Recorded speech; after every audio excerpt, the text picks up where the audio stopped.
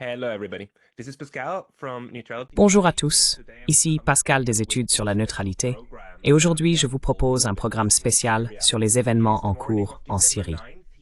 C'est le matin du 9 décembre, ici au Japon, et nous venons d'apprendre que Bachar al-Assad, le dirigeant de longue date de l'État syrien, est arrivé avec sa famille en Russie, où il a obtenu l'asile humanitaire. C'est maintenant officiel.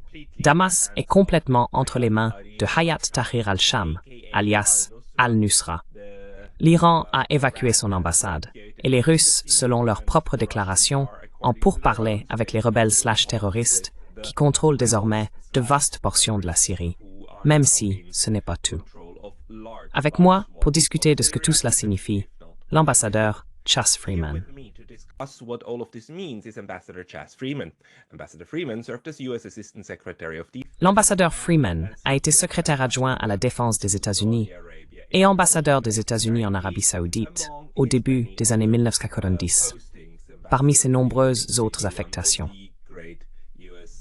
L'ambassadeur Freeman est vraiment l'un des grands experts américains, non seulement en matière de politique américaine et de politique étrangère envers l'Asie de l'Ouest, mais aussi sur la région elle-même. Il l'observe avec ses collègues depuis des décennies. C'est donc un grand honneur de vous avoir ici, ambassadeur Freeman. Très heureux d'être avec vous, Pascal. Eh bien, ambassadeur Freeman, pouvez-vous peut-être nous parler un peu de votre réaction lorsque vous avez entendu parler de ces gains territoriaux rapides? Je ne sais pas s'il faut les appeler rebelles, comme le fait notre média, ou les appeler terroristes. Mais quand vous avez entendu parler de ce succès rapide, qu'avez-vous pensé? Parce qu'il leur a fallu 2 semaines pour passer d'une impasse à contrôler pratiquement tout ce qu'Assad contrôlait auparavant.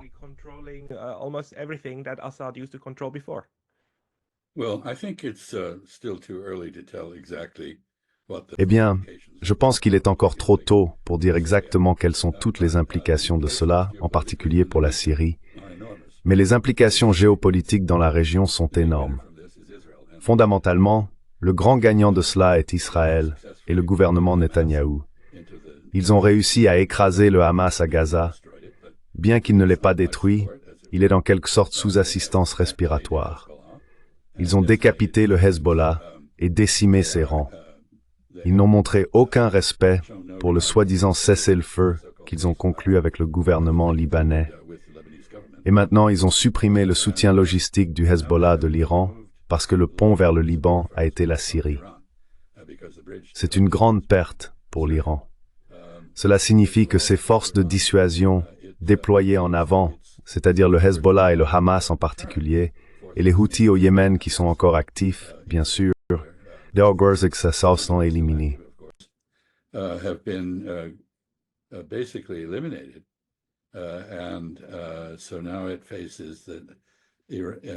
Et donc maintenant, cela confronte directement Israël sans capacité dans le voisinage immédiat d'Israël pour répondre.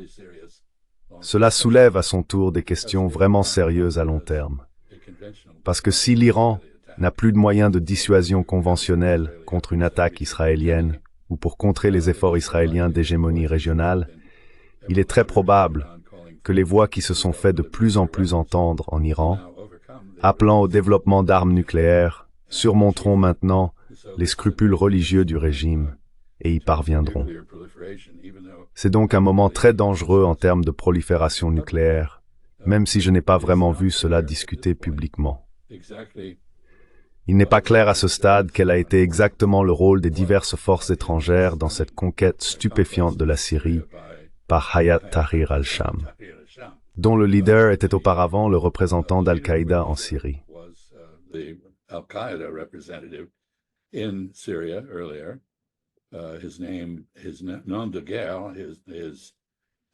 Son nom de guerre, pas son vrai nom, est Abu Muhammad al-Julani. Al-Julani signifie qu'il vient du plateau du Golan, qui est sous occupation israélienne. Et pourtant, apparemment, ce mouvement qui a dû bénéficier d'un grand soutien d'Israël dans sa conquête de la Syrie, a promis d'établir des relations avec Israël. Et il sera intéressant de voir si cette promesse est tenue. Je pense que l'autre aspect notable de cela, parmi tant d'autres, est que les forces qui ont avancé contre l'armée nationale syrienne étaient très bien entraînées et bien dirigées. Elles disposaient d'une panoplie complète d'armes modernes, y compris des drones d'Ukraine, ce qui suggère que l'Ukraine a vu une opportunité en Syrie pour riposter contre l'influence russe, puisque les Russes avaient été les principaux soutiens, à part les Iraniens, du gouvernement Assad.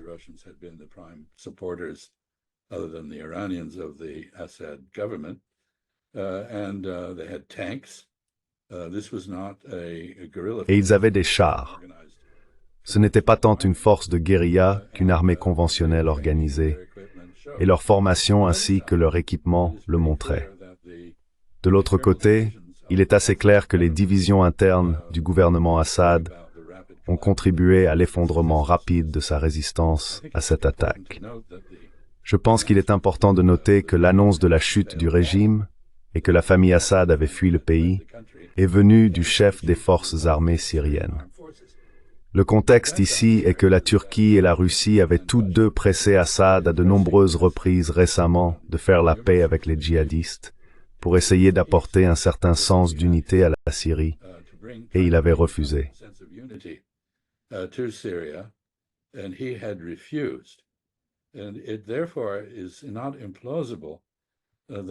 Et il n'est donc pas invraisemblable que la Turquie et la Russie l'aient essentiellement abandonné et que l'armée syrienne ait reçu l'ordre de ses officiers de déposer les armes, de se changer en vêtements civils et de ne pas résister.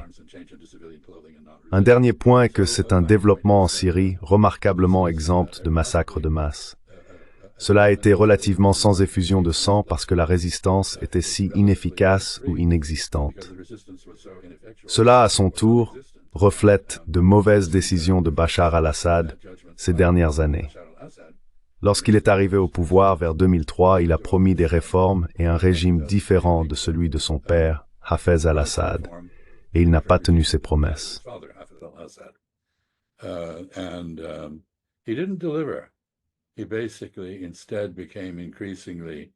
Il est devenu de plus en plus impitoyable dans son utilisation des forces de sécurité pour soutenir son gouvernement. Et je pense qu'il a oublié que la raison pour laquelle il a pu survivre n'était pas parce que le peuple syrien l'aimait ou le favorisait, mais parce que beaucoup d'entre eux pensaient qu'il était meilleur que toutes les alternatives. Monsieur Al-Jolani, le chef du mouvement de résistance désormais triomphant contre Assad, qui a environ 42 ans, jeune, encore vigoureux, a apparemment tiré des leçons importantes. Il s'est en partie séparé de son passé islamiste violent qu'il représentait. Il a été attentif aux chrétiens, entre autres. Il a été moins enclin à massacrer les chiites, mais il est un musulman salafiste.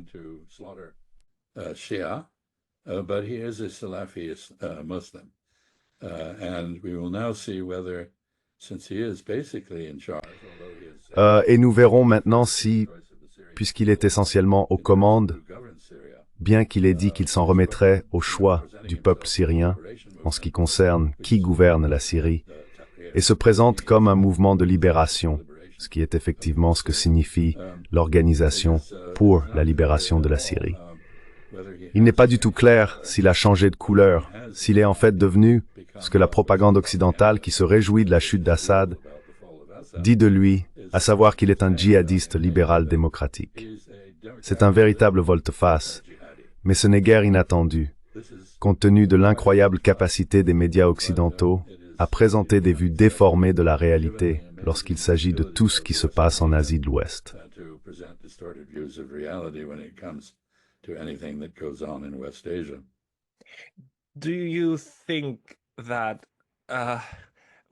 Pensez-vous que, ou que pensez-vous de ce point précis, que nous voyons à nouveau comment l'Occident soutient, en fait, du moins rhétoriquement, un groupe islamiste, même une branche d'Al-Qaïda, le groupe même qui est responsable de l'attaque contre les États-Unis en 2001, et que tant de combats militaires américains ont été menés contre, et que maintenant on en parle non seulement de manière si positive, mais comme vous l'avez dit, ils avaient des armes modernes. Maintenant, beaucoup disent qu'ils ont reçu ce soutien de la Turquie. Mais même si c'est le cas, une partie aurait au moins dû passer par certains canaux de l'OTAN depuis l'Occident. Cela a-t-il du sens pour vous dans le jeu stratégique dans la région? Does this make sense to you in the strategic game in the region? Well, you have to remember that, of course, Syria and Lebanon. Eh bien, il faut se rappeler que bien sûr la Syrie et le Liban ont été créés comme des pays distincts par la France à l'époque coloniale. Les Français ont un intérêt fort dans ce qui se passe en Syrie. Je note que le président Macron a exprimé une grande satisfaction à l'égard du renversement du gouvernement Assad. On doit supposer que les Français ont été impliqués d'une manière ou d'une autre dans cela. Certainement, la CIA a dû être impliquée. Le premier effort de la CIA pour un changement de régime en Syrie remonte à 1947, au moment même de sa création. Et il y a eu de multiples tentatives pour renverser des gouvernements en Syrie, bien avant qu'Hafez al-Assad ne prenne le pouvoir. Ce qui, je pense, était dans les années 1960. Il y a eu de multiples efforts pour changer ce régime, et ils ont tous échoué.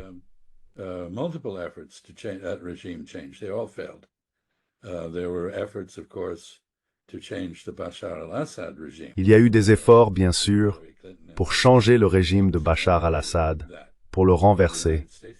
Hillary Clinton et d'autres ont plaidé pour cela de manière célèbre.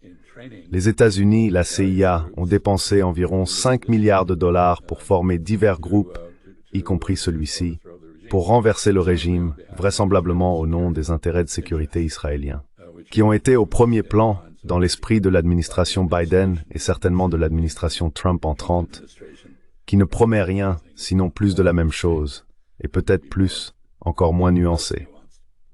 Donc, comme je l'ai dit, il y a de nombreuses mains étrangères dans cela. Le rôle précis joué par qui est encore un peu flou. Mais finalement, l'effort pour orchestrer un changement de régime en Syrie a été réalisé.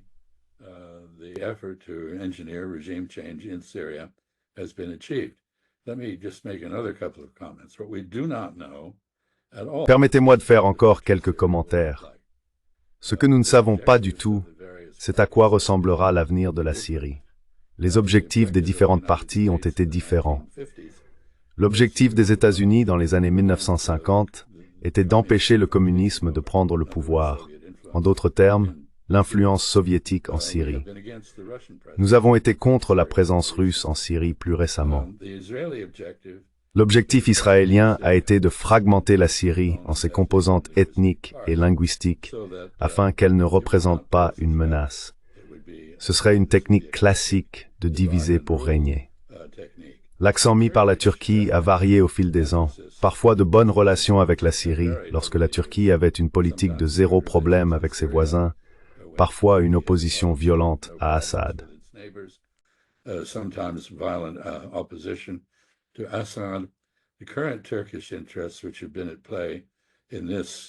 Les intérêts turcs actuels, qui ont joué un rôle dans cet ensemble dramatique d'événements, inclut non seulement l'élimination des factions kurdes syriennes alliées au PKK terroriste en Turquie et leur retrait de la frontière turque, mais aussi le retour en Syrie des quelques 5 millions de réfugiés syriens présents en Turquie. Je pense que M. Erdogan a essayé très fort de faire la paix avec M. Assad, principalement dans l'intérêt de retirer les réfugiés du sol turc. Mais lorsque Assad a hésité, il a libéré cette force que ses troupes avaient entraînée. Une chose est claire, comme je l'ai dit au début, c'est une grande victoire pour le gouvernement israélien de Netanyahou en termes d'élimination des rivaux régionaux et d'ouverture d'un chemin direct vers une attaque contre l'Iran, pour laquelle les Iraniens doivent maintenant concevoir une nouvelle méthode de dissuasion.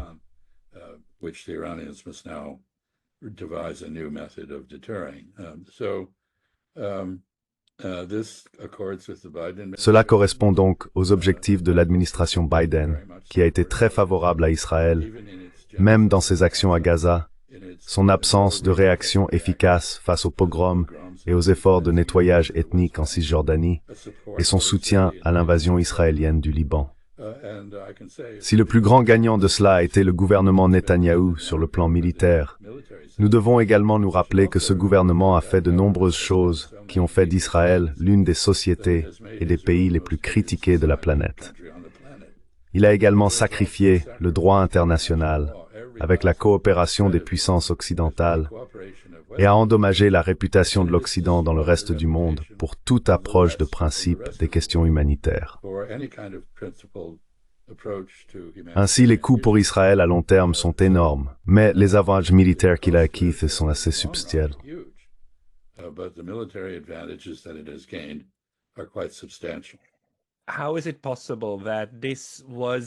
Comment est-il possible que cela se soit produit? Qu'un groupe ultra-islamiste prenne le contrôle de ces parties de la Syrie, qui coopérait en fait avec l'Iran et avec le Hezbollah pour s'opposer au génocide qui se déroule à Gaza. Je veux dire, il y avait un élément de pan-islamisme, de solidarité pan-musulmane. Pas de toutes les parties, certainement pas, et nous le voyons en ce moment. Et il y a un type très particulier d'islam qui, évidemment, ne se soucie pas vraiment. Non seulement il ne se soucie pas, mais il utilise une opportunité stratégique pour poignarder dans le dos. Et je pense que c'est ce qui choque le plus les Iraniens.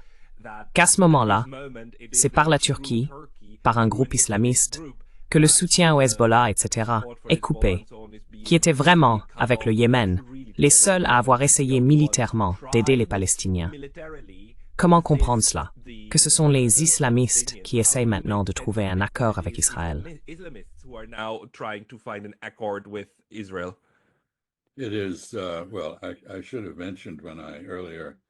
Il est, eh bien, j'aurais dû mentionner lorsque j'ai parlé plus tôt de l'assistance de la CIA à ce groupe, qu'il est très ironique qu'il y ait une prime de 10 millions de dollars sur la tête de M. Al-Jalani de la part de la CIA. On suppose donc que cela va maintenant faire l'objet de négociations avec lui, que les États-Unis proposeront de retirer cette prime en échange de quoi? Pour un retrait de la présence russe, peut-être? Je ne sais pas. Je veux dire, les Russes sont maintenant en négociation, comme vous l'avez mentionné, avec les nouvelles autorités concernant leur base, et en particulier leur base navale.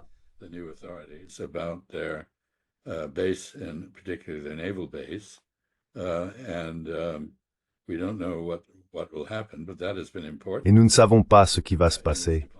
Mais cela a été important pour la Russie dans sa diplomatie en Asie de l'Ouest, son influence, et c'est le seul port en eau chaude que la Russie possède réellement. Donc c'est important pour les Russes.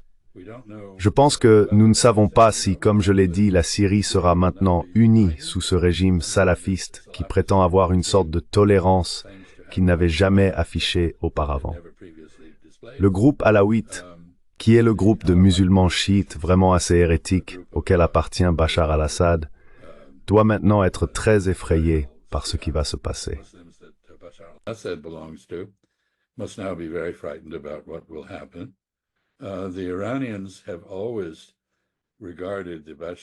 Les Iraniens ont toujours considéré le régime de Bachar al-Assad, le régime ba'athiste en Syrie, comme laïque, apostat, pas vraiment chiite, pas vraiment associé à l'islam. Et bien qu'il soit vrai que le Hezbollah, qui s'est maintenant retiré de Syrie, apparemment retiré ses troupes qui soutenaient le régime d'Assad, il est vrai que le Hezbollah et d'autres soutenaient les Palestiniens à Gaza, mais fondamentalement Assad n'a rien fait à ce sujet. En fait, il a toléré des frappes aériennes israéliennes répétées sur les lignes d'approvisionnement passant par la Syrie vers le Hezbollah, dans la vallée de la Bekaa et ailleurs. Donc je pense qu'il y a maintenant un grand nombre de questions.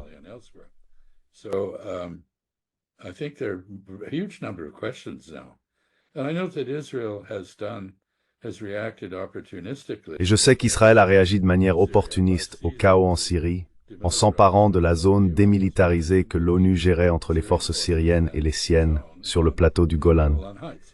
Il a donc saisi l'occasion d'annexer davantage de terres arabes, en fait. Et je ne sais pas, l'ONU, vous savez, est tellement mise à l'écart que je n'ai rien entendu de la part du secrétaire général Guterres à ce sujet. Et pourtant, en gros, Israël a une fois de plus défié les Nations Unies et les résolutions. La résolution qui a créé cette zone démilitarisée était une résolution du Conseil de sécurité censée être contraignante pour tous les membres. Donc il y a beaucoup de questions en suspens ici, et il faudra du temps pour les dénouer ou les démêler, ou quel que soit le mot approprié.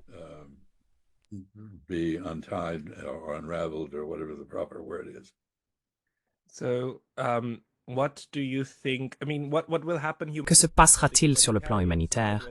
Les Alaouites vont-ils maintenant subir une persécution de masse? C'est quelque chose que personne ne peut probablement prévoir. Car d'une part, vous avez raison, le régime qui prend le pouvoir maintenant est connu pour ne pas respecter les droits de l'homme. D'autre part, ils promettent qu'ils le feront. Alors, qui sait s'ils vont réellement au-delà d'eux-mêmes? Mais avec l'Iran est maintenant correctement isolé, n'est-ce pas?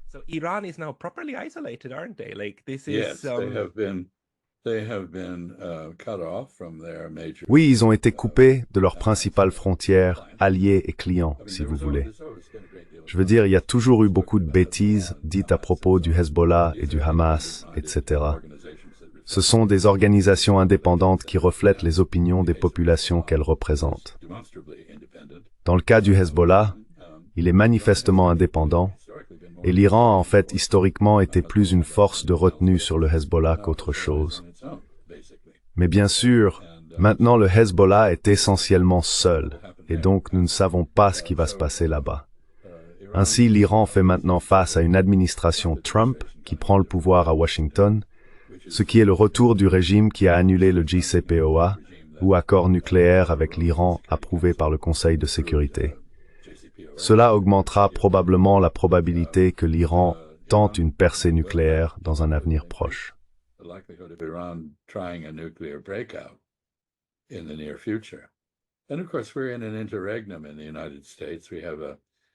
Et bien sûr, nous sommes dans un interrègne aux États-Unis. Nous avons un président qui s'endort lors de réunions avec des dirigeants africains au Rwanda, démontrant ainsi qu'il est aussi sénile que beaucoup de gens l'ont pensé et incompétent. Et nous avons Donald Trump qui est plein de préjugés ignorants, plutôt que de connaissances approfondies sur les affaires étrangères, qui vient de menacer presque le monde entier avec une guerre tarifaire, et dont l'intérêt principal en Asie de l'Ouest semble être de faire en sorte que les Israéliens règlent toute l'affaire. Donc je ne sais pas ce qui se passe maintenant. Mais si j'étais iranien, je repenserais tout ce que j'ai fait. Et l'ironie là-bas, bien sûr, est que Pascal, le nouveau président iranien, est un modéré qui voulait tendre la main à l'Occident et chercher un compromis. Et il se retrouve maintenant dans une position où le compromis est totalement impossible.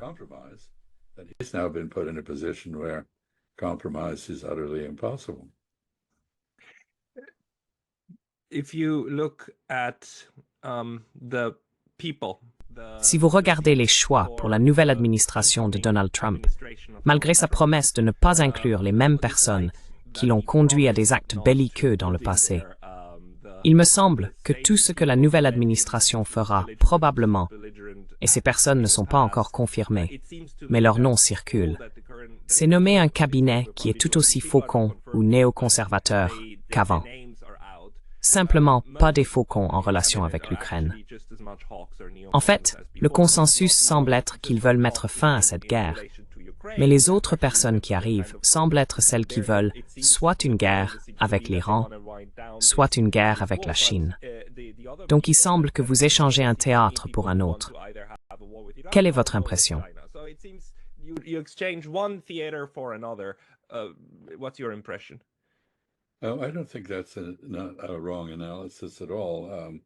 Je ne pense pas que ce soit une mauvaise analyse du tout. Les personnes qui arrivent sont belliqueuses, bellicistes, ce sont des partisans de l'usage de la force, sauf en Ukraine. Je pense qu'ils ont un concept visant à retourner la Russie contre la Chine, ce qui, je pense, ne va pas se produire. Mais je ne pense pas qu'ils aient réfléchi à la fin de partie en Ukraine. La réunion à Paris à l'instant entre le président élu Trump et M. Zelensky a apparemment été accompagné d'un langage assez dur concernant la négociation d'un cessez-le-feu, etc. Mais je ne pense pas que les Russes veuillent un cessez-le-feu.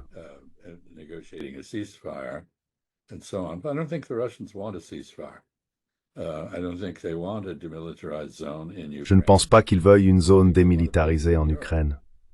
Je pense qu'ils veulent la paix en Europe et ils veulent la paix avec l'Ukraine. Mon propre avis, et je l'ai dit ailleurs, est que nous nous dirigeons vers un scénario de conflit coréen dans lequel, comme le disent les Chinois, les combats continuent tandis que les négociations tentent d'organiser un armistice ou quelque chose de plus. Mais je ne pense pas que les Russes veuillent un armistice. Je ne pense pas qu'ils veuillent une DMZ, ce qui laisserait l'Europe dans une position de tension constante et de guerre potentielle et ne garantirait pas leur sécurité de la manière qu'ils ont exigé il y a 2 ans et demi.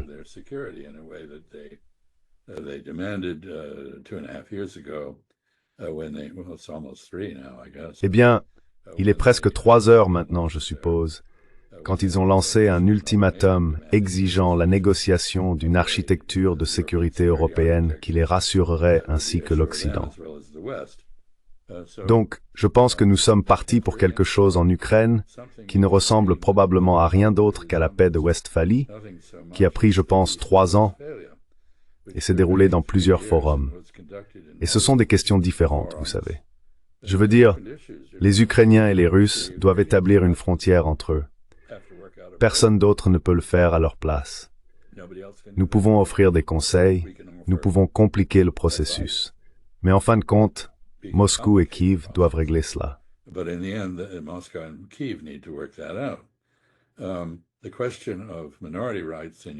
La question des droits des minorités en Ukraine, qui touche aux règles de l'OSCE et aux garanties d'autonomie linguistique et culturelle pour les minorités selon le modèle du traité d'État autrichien, si vous le souhaitez, doit être abordée dans un contexte plus large. Je pense que l'OSCE, l'UE, les grands pays d'Europe ont un intérêt à cela. Certainement, les Russes ont un intérêt, les Hongrois, les Roumains, qui ont des minorités en Ukraine qui ont été opprimées, ont un intérêt à cela. C'est donc un autre forum. Et puis il y a enfin la question des États-Unis, de la Russie, de l'OTAN et des grandes puissances européennes qui s'assoient pour essayer de trouver un cadre plus large pour la paix en Europe.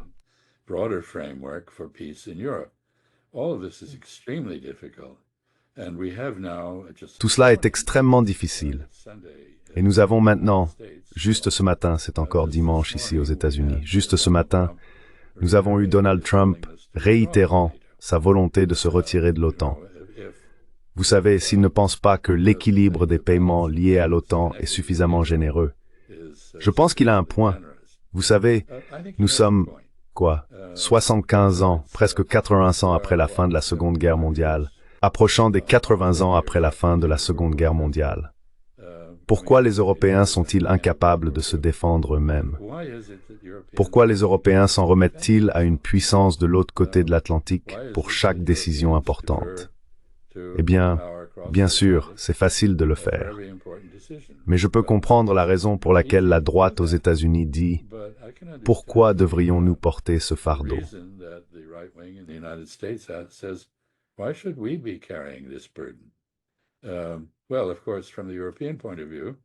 Eh bien, bien sûr, du point de vue européen, nous n'avons pas seulement porté le fardeau, mais nous avons aussi mis l'Europe dans le pétrin par le leadership que nous avons affiché.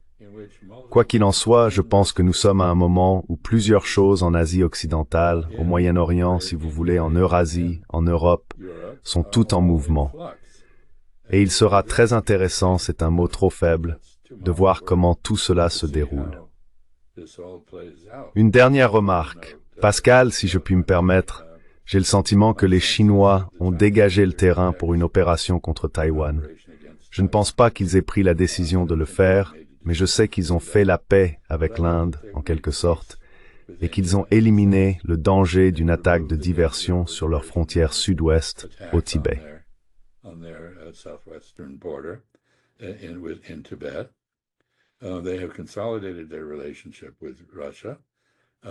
Ils ont consolidé leurs relations avec la Russie. Ils ont accru leur coopération avec la Russie, tant dans le domaine technologique que dans les opérations militaires, ainsi que dans le renseignement. Et ils ont essentiellement répondu à la guerre économique américaine par leur propre guerre économique. Auparavant, ils n'avaient pas réagi aux sanctions de manière similaire, mais maintenant, ils le font. Et donc, il me semble qu'ils sont prêts politiquement, sinon encore militairement, à aborder la question de mettre fin à la guerre civile chinoise et de réunifier la Chine. Maintenant, je sais qu'il y a beaucoup de discussions de la part des Chinois aussi, et c'est important sur l'Asie-Pacifique, qui est le terme que je préfère, car je pense que Indo-Pacifique est un concept frauduleux. Because I think Indo-Pacific is a fraud as a concept. Pacific Asia is L'Asie-Pacifique est de toute façon largement une sphère d'influence économique chinoise, avec chaque pays de la région, à l'exception possible du Japon. Bien que je pense que le Japon soit divisé, vous en sauriez plus à ce sujet que moi, cherchant un accommodement avec la Chine. Ils aimeraient un soutien américain pour cela, mais ne veulent pas choisir entre la Chine et les États-Unis. Le Japon peut être une exception à cet égard. Et donc, c'est un moment très fluide, à la fois en Europe et en Asie-Pacifique, et maintenant en Asie de l'Ouest. Je ne parlerai pas de l'Amérique latine, mais je pourrais aussi faire valoir que cet avant-poste de la civilisation occidentale est également flou.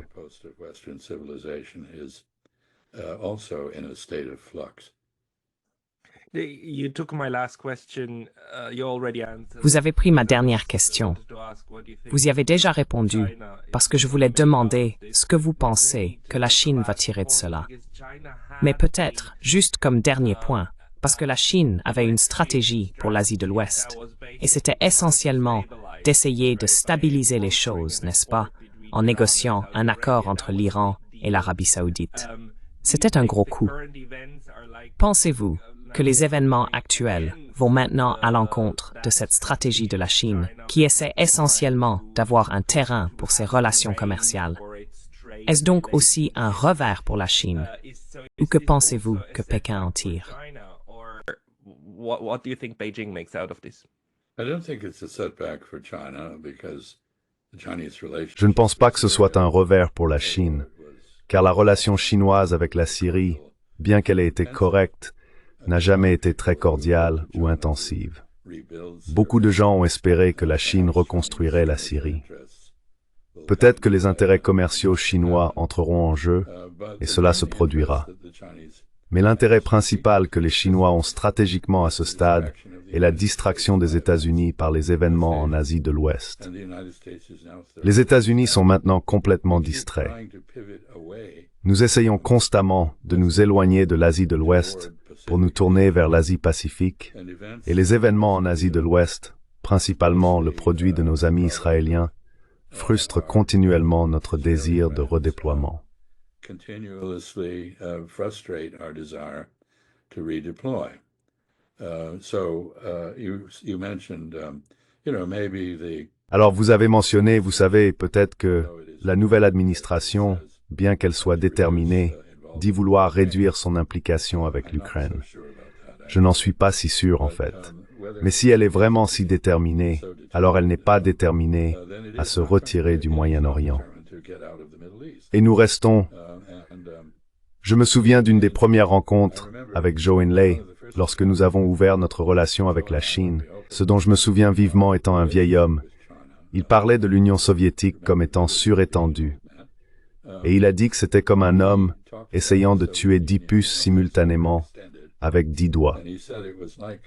Et je pense que cela décrit assez bien la situation des États-Unis, alors que nous échouons à gérer, échouons à nous adapter à la réduction de notre pouvoir et de notre influence, et que nous implosons essentiellement en termes de nos relations internationales.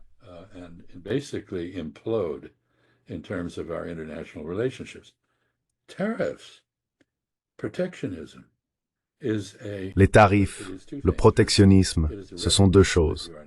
Premièrement, c'est une reconnaissance que vous n'êtes pas compétitif, et vous avez besoin d'une barrière tarifaire pour rétablir la compétitivité ou pour vous en protéger.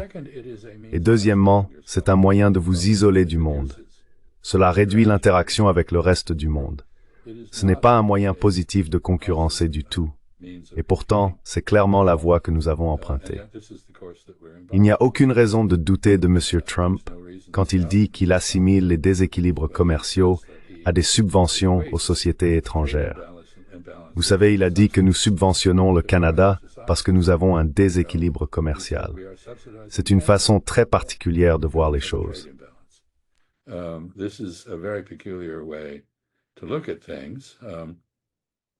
But anyway, he has strong opinions, which most economists find. Mais de toute façon, il a des opinions bien arrêtées que la plupart des économistes trouvent absurdes, mais qui ne changent pas. Donc je pense très clairement que nous nous dirigeons vers une période de plus grands conflits dans nos relations avec l'Europe, parce que les barrières tarifaires que nous mettons en place affecteront grandement l'Europe. Je pense que les Chinois voient une opportunité avec l'Europe et ils n'ont pas renoncé à essayer d'enrôler l'Europe dans un cadre mondial non américain. Et encore une fois, c'est très intéressant. Je ne sais pas ce qui va se passer. Je ne pense pas que quiconque le sache à ce stade. Mais tout est en mouvement partout et je n'ai jamais rien vu de tel dans ma vie.